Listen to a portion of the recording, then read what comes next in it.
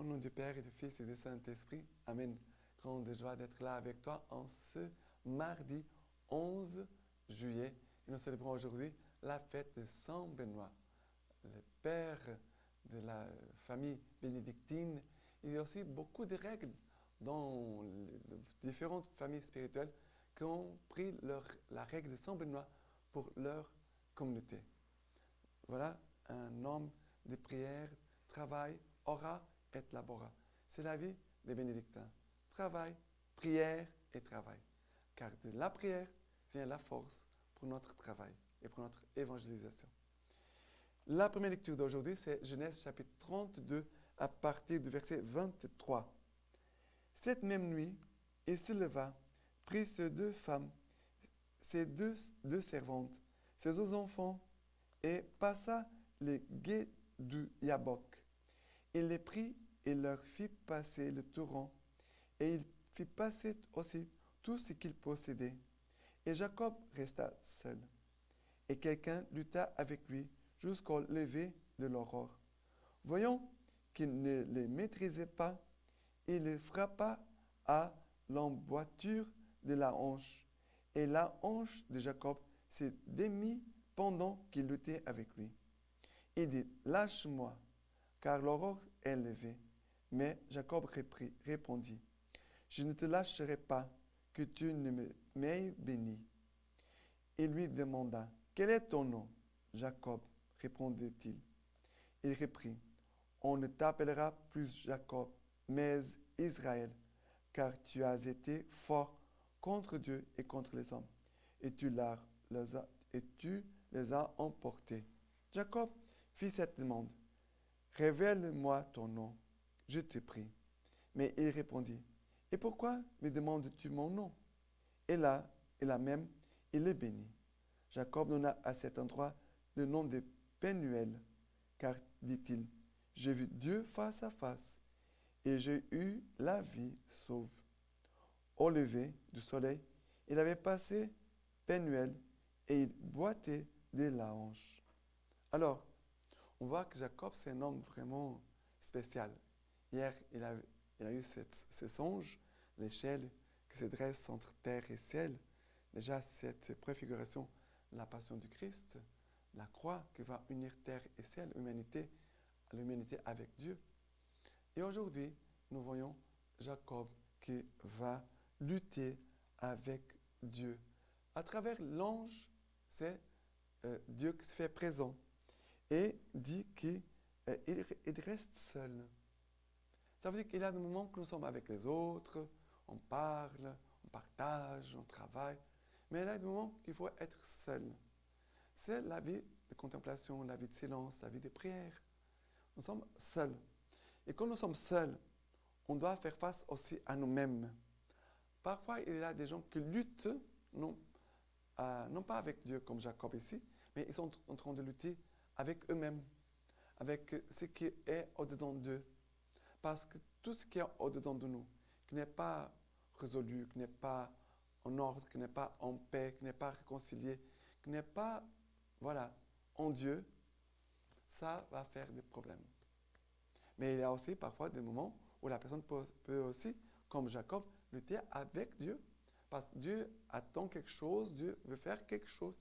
Et nous, on résiste. On résiste. Je pense à quand Dieu appelle quelqu'un à une vie consacrée, à être prêtre, missionnaire. Parfois, la personne peut avoir une résistance. Parfois, parce qu'elle a des projets, j'avais des idées dans ma tête maintenant, il faut abandonner, et la personne peut résister à l'appel du Seigneur. Mais aussi, quand cela concerne notre conversion, Dieu veut nous arracher à notre péché, enlever de nous notre péché, la dureté de notre cœur. Et Dieu va lutter avec nous pour nous entraîner avec lui, pour nous approcher de lui. Et Jacob ici va lutter avec l'ange toute la nuit. Et l'ange va dire, il dit, lâche-moi, car l'aurore est levée. Mais Jacob répondit, je ne te lâcherai pas, que tu ne m'aies béni. Il dit, je ne te lâcherai pas, que tu ne m'aies béni. Ça veut dire, tant que tu ne me bénis pas, je ne te lâcherai pas. Ça, c'est la persévérance dans la vie de prière. C'est quelqu'un qui s'approche du Seigneur et dit, Seigneur, bénis-moi. Seigneur, aide-moi. Je te supplie ta grâce. Je sais que ta grâce va arriver. Bien sûr qu'on doit avoir le cœur ouvert pour accueillir la grâce telle que Dieu veut nous la donner. Mais ici, c'est la persévérance.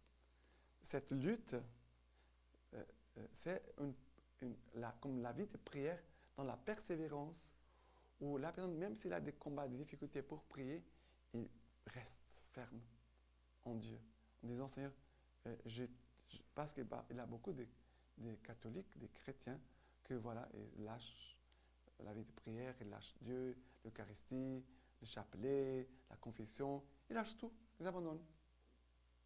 Non, on doit être ferme. Dans les choses de Dieu, on doit être bien ferme. D'accord? Et Dieu va bénir Jacob, il va même lui changer son nom pour Israël. Car tu étais fort, tu as lutté avec Dieu. Il dit, car tu as été fort contre Dieu et contre les hommes, et tu l'as emporté.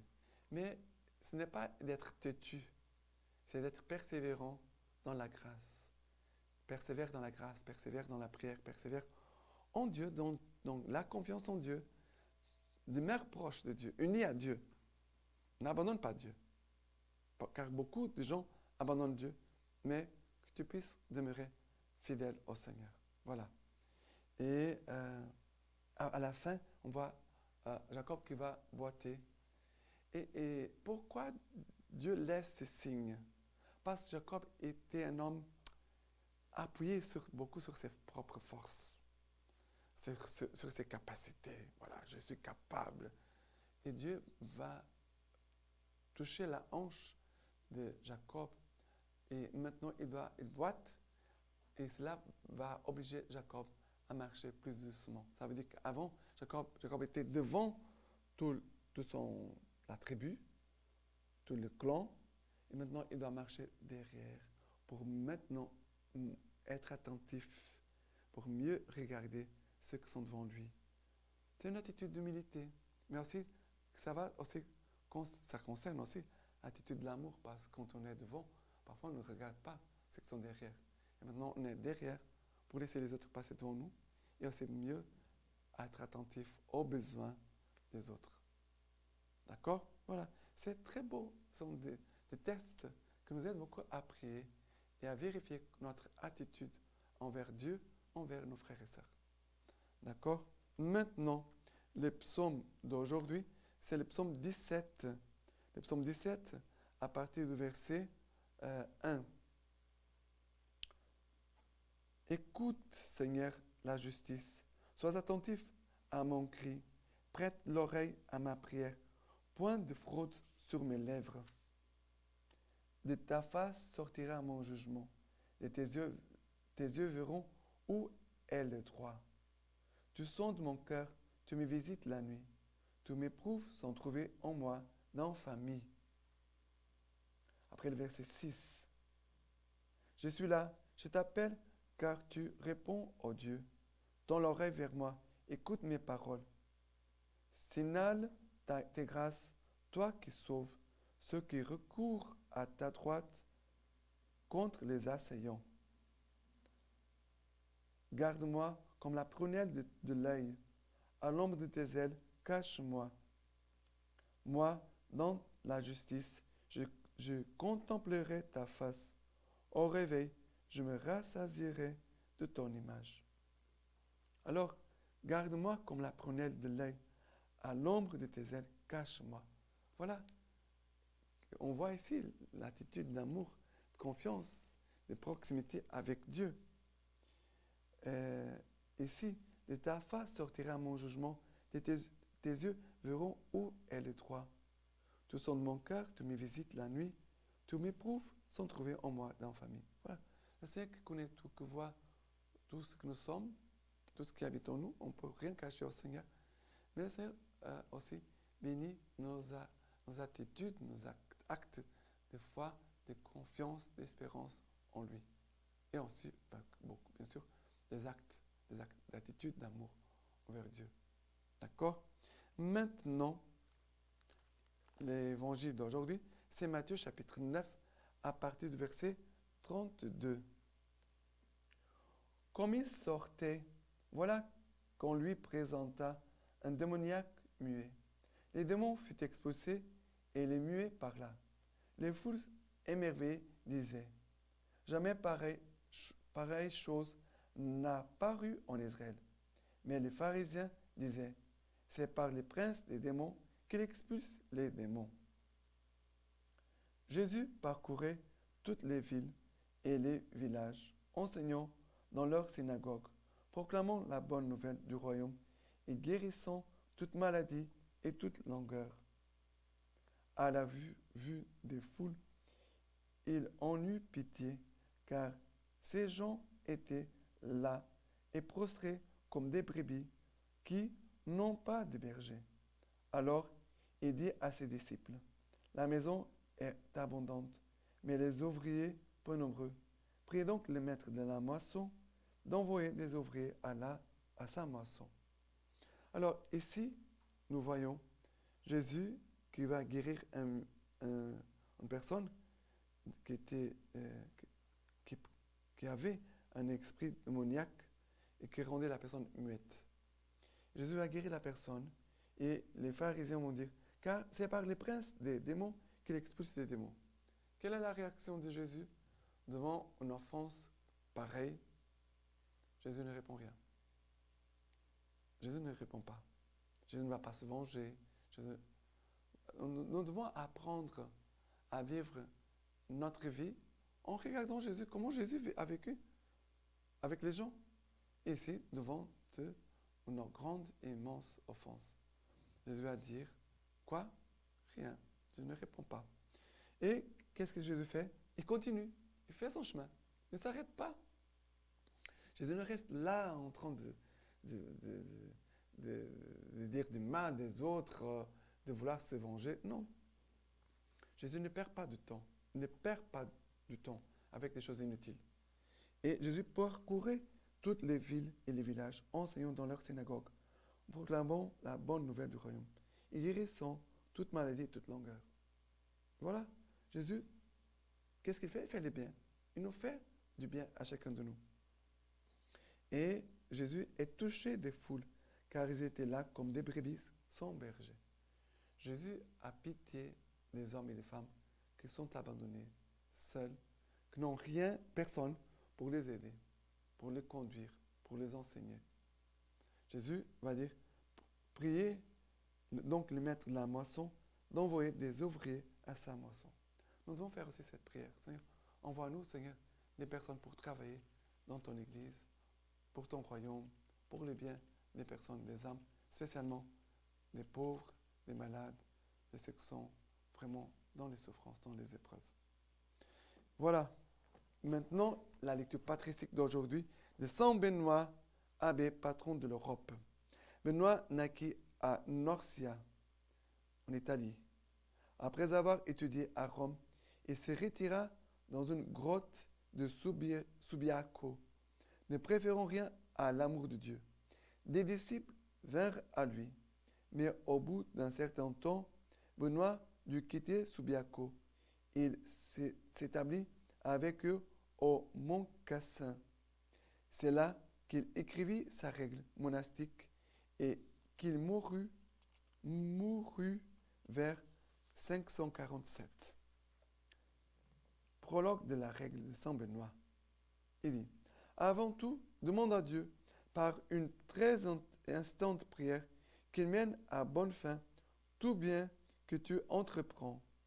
Ainsi, celui qui a déjà daigné nous admettre au nombre de ses enfants n'aura pas sujet, un jour, de s'affliger de notre mauvaise conduite. Car, en tout temps, il faut avoir un tel soin d'employer à son service les biens qu'il a mis en nous, qui, non seulement il n'est pas lieu comme un père offensé, de priver ses fils de leur héritage, mais encore qu'ils ne soient pas obligés, comme un maître redoutable et héritier de nos méfaits, de nous livrer à la punition éternelle, tels de très mauvais serviteurs qui n'auraient pas voulu le suivre pour entrer dans la gloire. Levons-nous donc enfin. L'Écriture nous y invite. L'heure est venue, dit-elle, de sortir de notre sommeil. Ouvrons les yeux à la lumière qui divinise. Ayons les oreilles attentives à l'avertissement que Dieu nous adresse chaque jour. Si vous entendez aujourd'hui sa voix, n'endurcissez pas vos cœurs.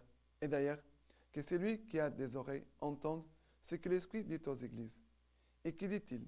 Venez mes fils, écoutez-moi, je vous enseignerai la crainte du Seigneur. Courez, pendant que vous avez la lumière de la vie, de peur que les ténèbres de la mort ne vous saisissent. Maintenant, je vous laisse la bénédiction par les mains toutes pures de la Vierge Marie. Dieu Tout-Puissant vous bénisse et vous garde, le Père, le Fils et le Saint-Esprit. Amen.